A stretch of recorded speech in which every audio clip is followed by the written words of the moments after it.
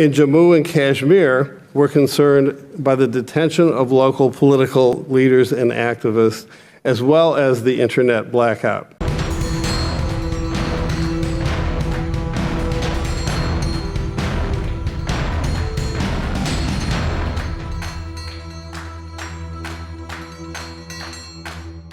Hello and welcome to the National Security Conversation.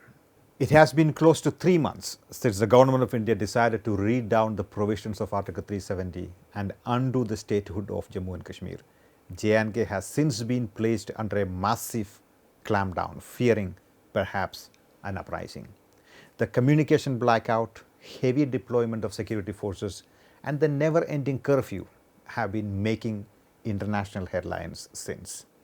The international community seems to be increasingly impatient about what's happening in Kashmir. In early October, the United States Senate Committee on Foreign Relations appealed to end what it calls a humanitarian crisis in Kashmir. However, the official US position, as articulated by Alice Wells, Acting Assistant Secretary at the US State Department, was much more nuanced and even appeared to formally back the Indian government's rationale for the Kashmir decision in August.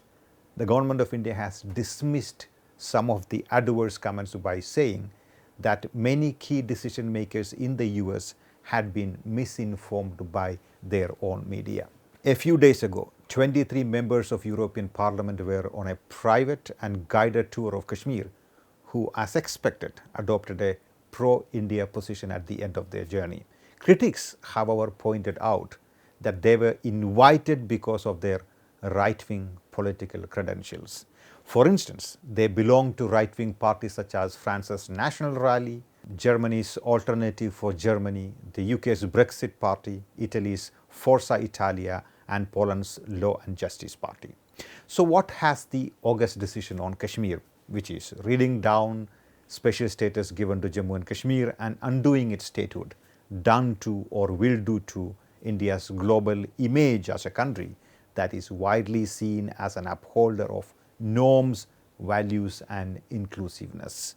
More so, has the government managed to internationalize the Kashmir issue, something the Indian governments have traditionally tried to avoid? My guest today is Max Rodenbeck. Max is the South Asia Bureau Chief of the Economist magazine, covering the Indian subcontinent. He arrived in New Delhi in 2015 after 15 years as the bureau chief in the Middle East, covering the region from Iran to Morocco.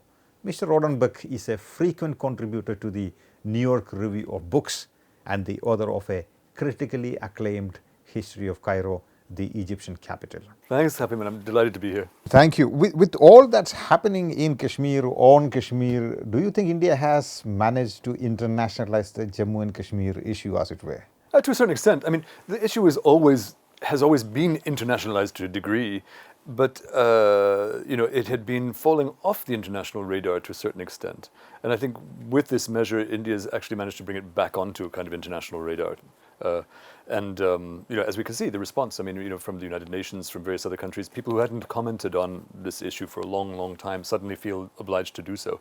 So definitely, I think India has certainly, brought international focus back to a matter that could have been, quietly left as a more or less internal matter. At least the state of Jammu and Kashmir, aside from the wider Kashmir, problem and dispute. But at least the situation within the state of Jammu and Kashmir was not particularly internationalized, and it has become so.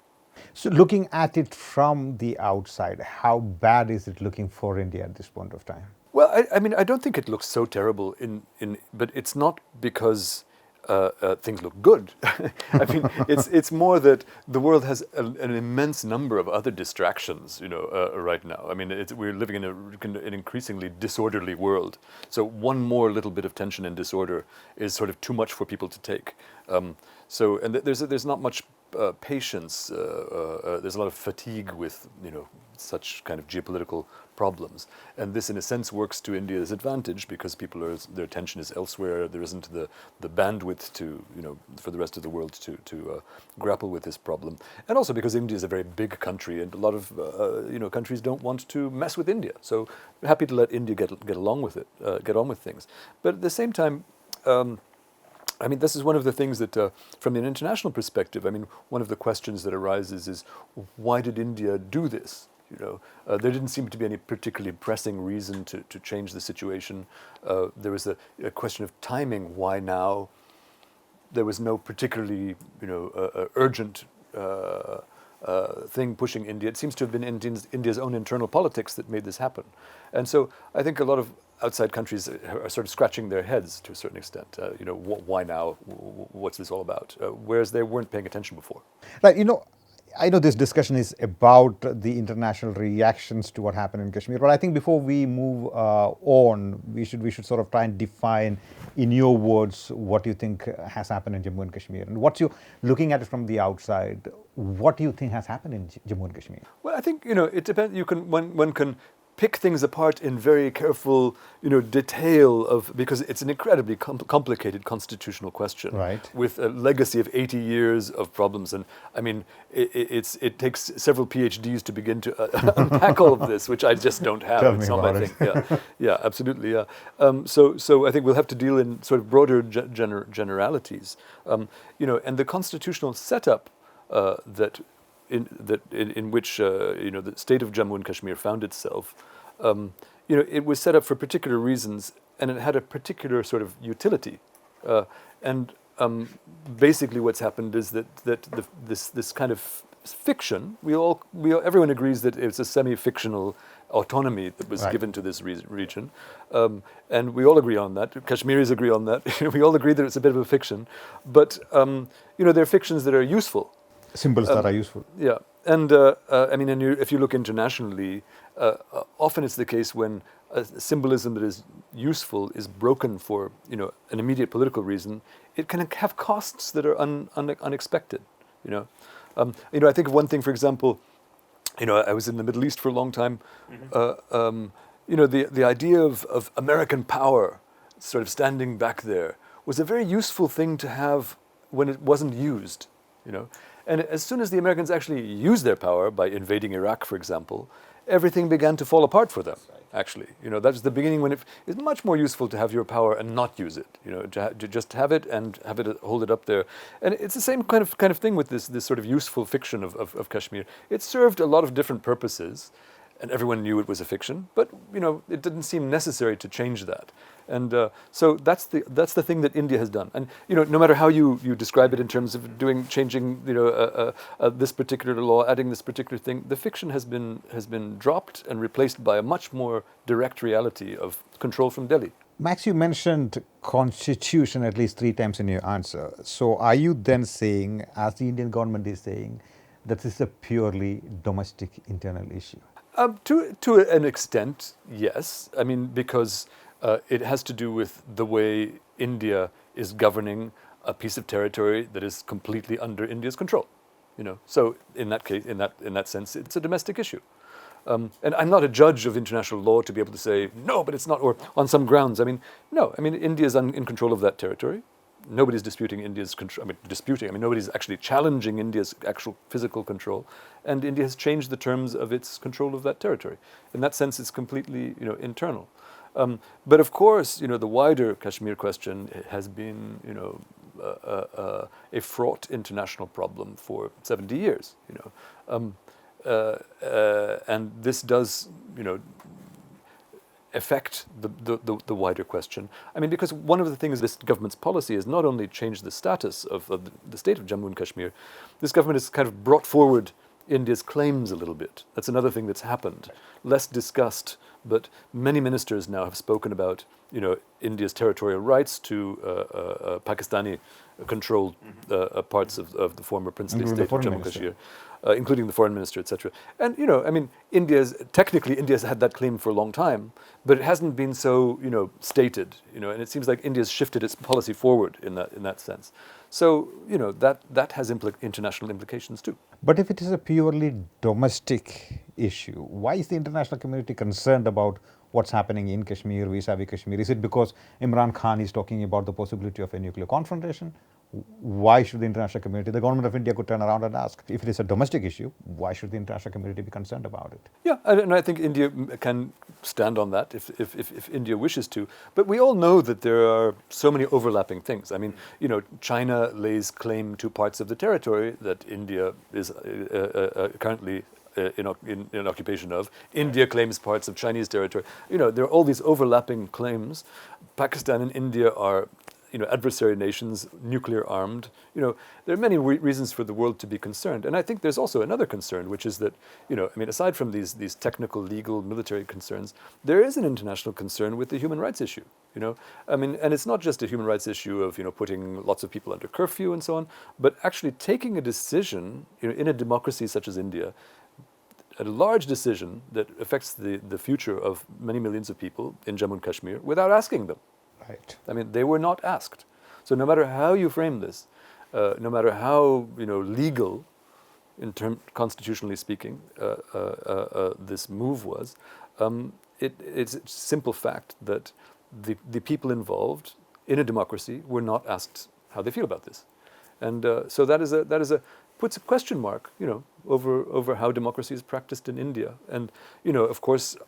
Everyone is worried about not interfering in other countries' internal affairs, but it's quite a blot on Indian democracy. This is interesting. So you're saying that the international community is concerned about what's happening in Kashmir because of the human rights implications. So if the government of India were able to carry out what it did vis-a-vis Kashmir without, say, the lockdown or curfew or arresting all these mainstream political leaders, etc., and if there were no human rights implications, this would have been all right. This would have been seen all right by the international community. I think to a certain extent, and certainly India has enough friends in the international community. It has enough skillful diplomats, who are quite able to state India's position. There's a lot of accumulated goodwill for India. There's a lot of Indian soft power.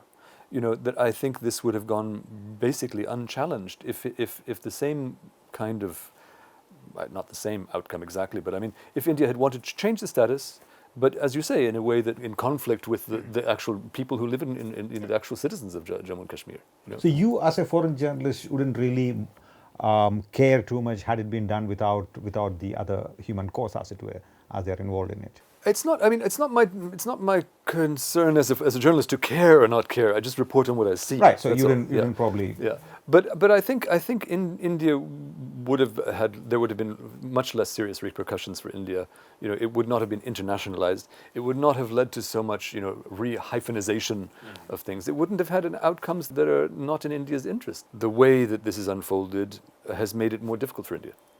You said something very interesting earlier on. You said that the timing of this particular decision, at least from an international systemic point of view, is very interesting because the international attention is elsewhere. There are a lot of other things happening in the international community at this point of time, and no one wants to mess with India. Do you want to unpack these two things for us? One, that the attention of the international community is elsewhere, and two, that no one wants to mess with India at this point of time. Yeah, well, I think the international attention. I mean, one we have globally we have the sort of Trump phenomenon, which is not just that America has become from being a kind of fairly reliable fixed thing on the international plane. America has become an erratic, moving object. Right. So that makes everyone nervous and but also someone like Trump just manages to fix the world's attention on himself all the time. So there's just less bandwidth left for other things. The Middle East is in a colossal mess. Syria has not been resolved. There are tensions between China and America, which are big news. Long-term strategic implications and so on. So I think between Russia and its neighbors, China and the rest of the world, there are so many other things on the plate, so to speak. And there are also, on the scale of sort of even human rights troubles, there are much more grave things than what's happening in Kashmir now. Although it's not very nice, but what's happening in Western China with in Xinjiang province with the Uyghurs. This is a much more shocking thing happening actually. People living in glass houses. Yes. May not throw stones at you. Exactly. Yeah. So that's the attention being elsewhere. Yeah. What do you mean by no one wants to mess with India at this point of time? What is that? Well, I think India, India is a very large country with strong interests and actually influence in a lot of places. There have been traditionally countries that would speak up about the Kashmir issue. I mean, for example, the Muslim world, the Organization of the Islamic Conference, these different outfits like that.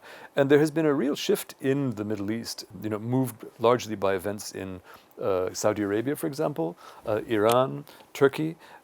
These countries, they're not only are they completely at odds with each other, so there's no unity within the Muslim world at all. It's completely fragmented. So there's no one voice about Muslim issues. So there's no voice to speak about Kashmir from the sort of global Muslim perspective. There's no one to do that. But also countries like Saudi Arabia, because they're locked in their own sort of struggle with their competitors, rivals. Saudi Arabia with Iran, for example.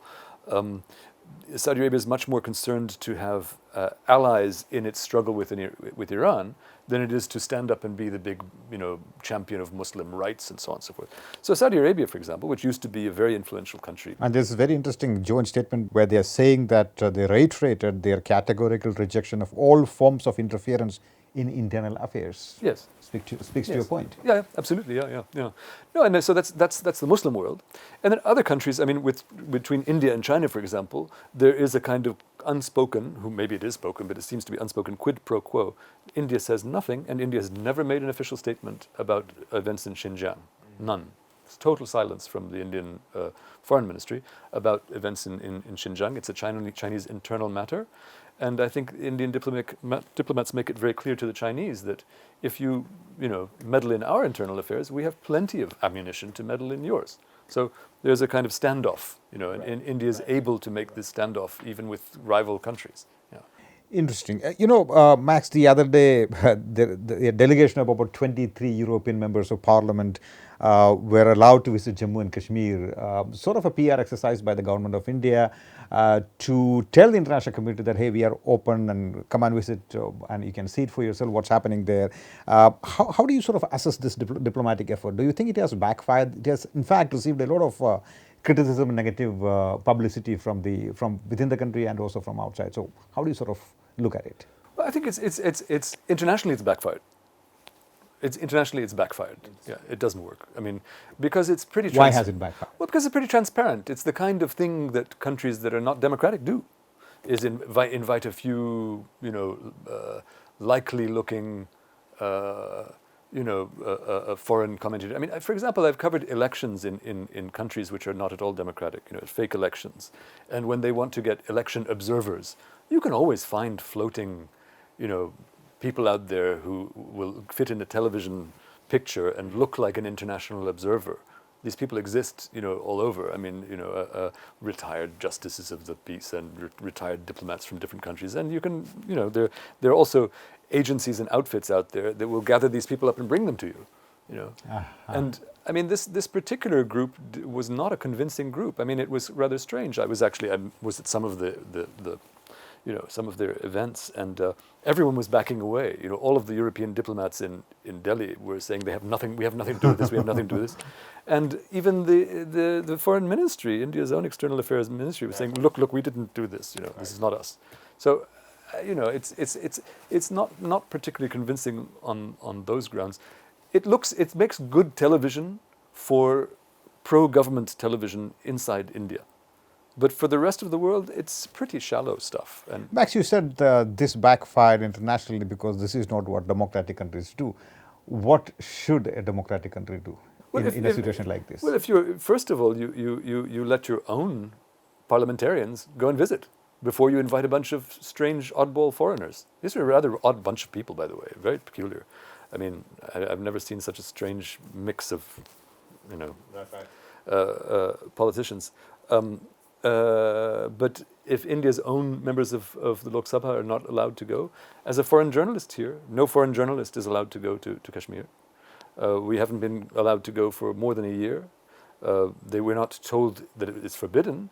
We're told make an application. So we all make applications. All the foreign journalists here have all made applications, and we never hear a reply. So in the recent past, you did apply to go to Kashmir? Yeah, But of course. You have not been permitted to do Never. so? not a single foreign journalist has been given permission to go. So no foreign journalists, no Indian members of parliament, and suddenly this group have permission to go and float around on Lake Dal. I mean, it's a bit, it's for a photo opportunity. Right. And even some of them commented and said it would be nice if there were actually more open access. So I don't think it's but on the generally pro-government television, with all these things that flash on the television screen, it looks nice to have a few foreign members of parliament. It makes things look normal, but I'm afraid they're not normal. How do you read the Indian reaction to the so-called negative international publicity? Do you read the attitude as, yeah, talk all you want, we don't care? Or do you read the attitude as, well, we are concerned that you're concerned, but we'll make it all right? What's the sense you're getting, what you're reading of the Indian reaction to the negative publicity, as it were? Well, I think one hears both kinds of things. It seems a little bit schizophrenic. I mean, because if you're really not concerned, then why go through these, hoops to kind of try and make things look normal when everyone knows they're not normal? I mean, right. It'd be better if you just brazen it out. If you're really open about it, why not open the place up? Let people go and see for themselves. So, I mean, one or the other, and there has been a negative response, as I say, largely because, this is a strange, to declare that you're doing these measures in the name of democracy without asking the people who are actually directly affected. It's a very peculiar thing, so of course people ask questions. So I don't think the rest of the world is not so much hostile. They're the way India has managed this just doesn't look good.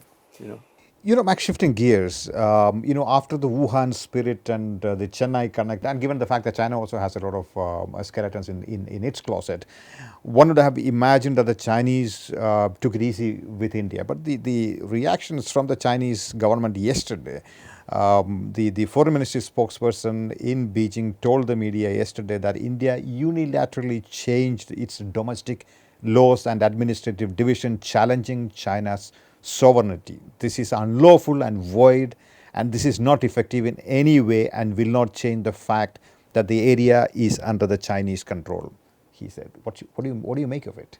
Well, I think it's kind of interesting because very strong statement. It's quite a strong statement, but it's also if you pick apart the words, it's clear that what China is talking about here is actually Aksai Chin.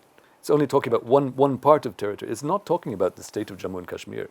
It's talking about the part of this disputed territory which is under Chinese control.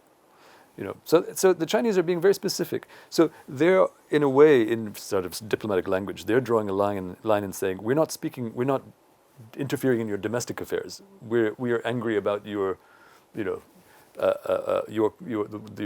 changes to what we see as our territory, Aksai Chin. And also, I think the Chinese see it's in their interest to keep the issue of Kashmir bubbling a little bit, internationally.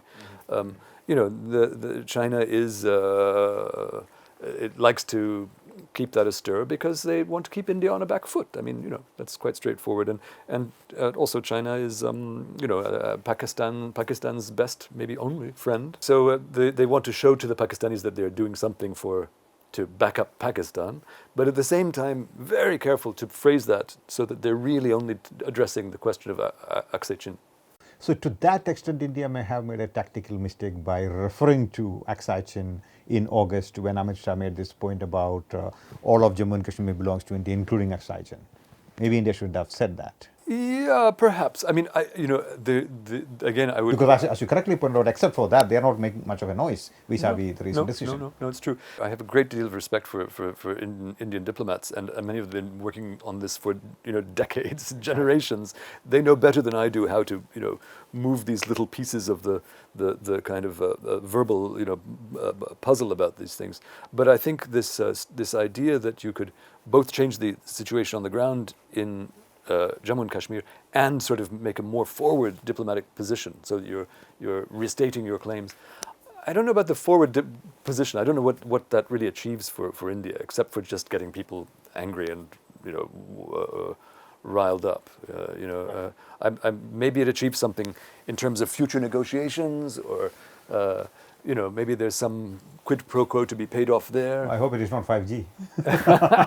We shall see. I don't know. The United Nations human rights officials have been particularly critical of the recent decision. But do you think their statements really matter in a world where the UN is probably losing its significance and influence? The Americans don't bother about the United Nations. So some sections of the Indians could make the argument, who cares what the UN human rights officials are saying. But in fact, they published two reports earlier on, one in 2016, I think one in 2018, both of them very critical of the Indian government's policy in Jammu and Kashmir. Yeah, this is a personal opinion. I think it's always a mistake to undermine international institutions that will probably have a utility for you in the future.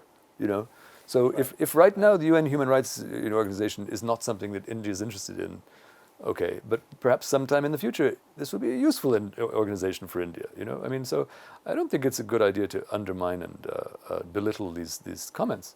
And I don't think that they're saying anything that is not in the newspaper, to tell the truth. And it's not because the newspapers and the UN are ganging up on India. They're stating what they is being reported on the ground. I have quite confidence in both the UN Human Rights Organization and in my press colleagues that they are just reporting what they see. How do you compare Pakistan's Kashmir diplomacy with India's Kashmir diplomacy? I know we are probably comparing oranges and apples, but still, what do you make of how? Because there was a lot of ballistic effort by the Pakistani government, including the Prime Minister himself, who went to various world capitals to talk about what's happening in Kashmir and its implications for the region, including the possibility of nuclear escalation, etc. The Indians adopted a slightly more, I would say, diplomatic approach to things, convincing, talking, cajoling, rather than going ballistic. But that's my personal opinion. How do you sort of compare the two? I don't know. I mean, sometimes I find the two. It's like watching a game of sort of kabaddi or something like that.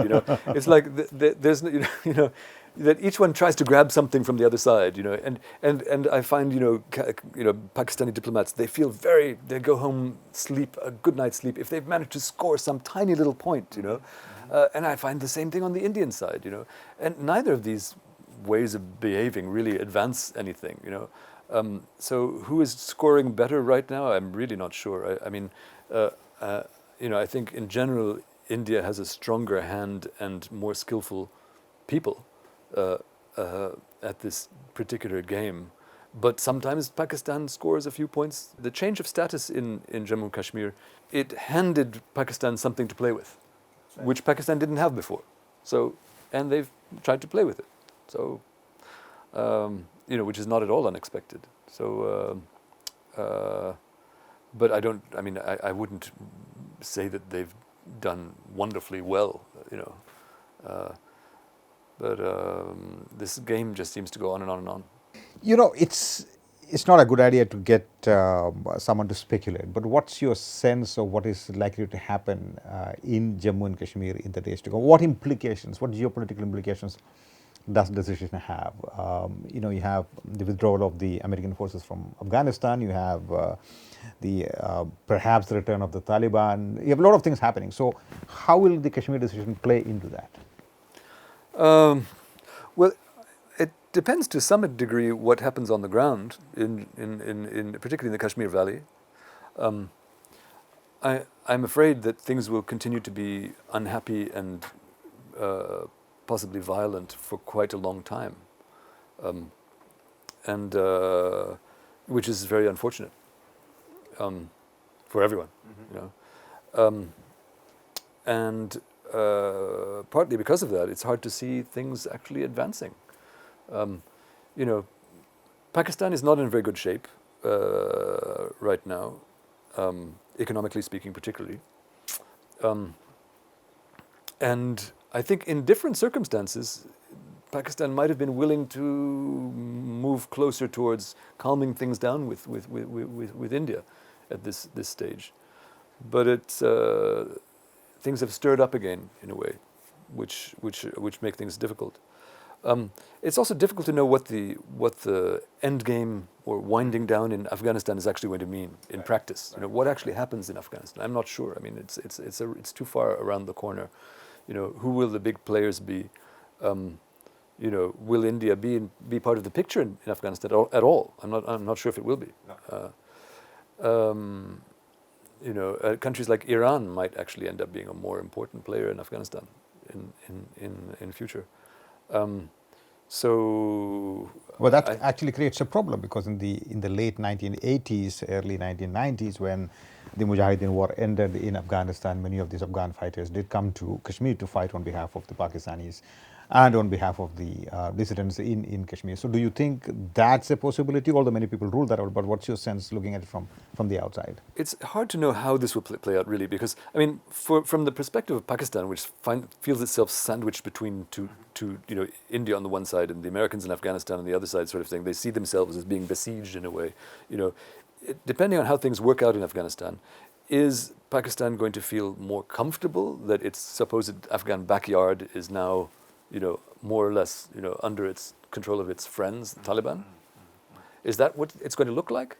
And is that good or bad for India? I'm not sure. I mean, it might in some ways potentially be good for India. If Pakistan is more relaxed about its strategic situation, maybe it would be more willing to come to some kind of,